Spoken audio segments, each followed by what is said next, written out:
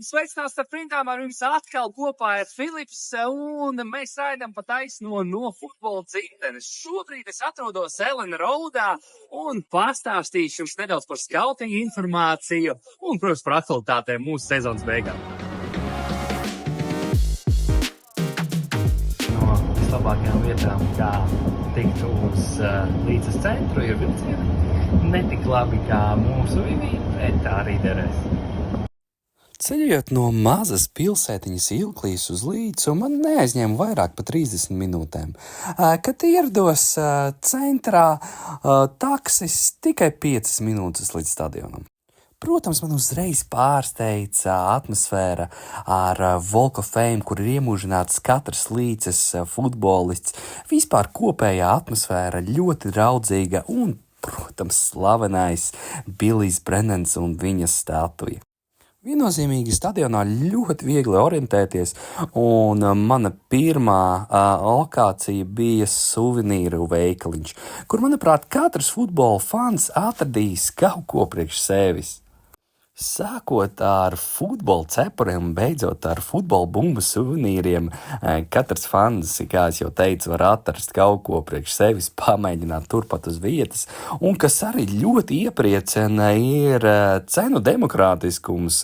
Uz sezonas beigām kiti tiešām par ļoti pieejamām cenām, un turpat jūs arī varat iegravēt savu vārdu un justies kā īsts Līcas spēlētājs. Un tas viss jums aizņems ne vairāk par tikai 15 minūtēm. Tiešām ļoti draudzīga atmosfēra arī no darbiniekiem, kuri jums pastāstīs par katru Līcas stadiona sīkumu.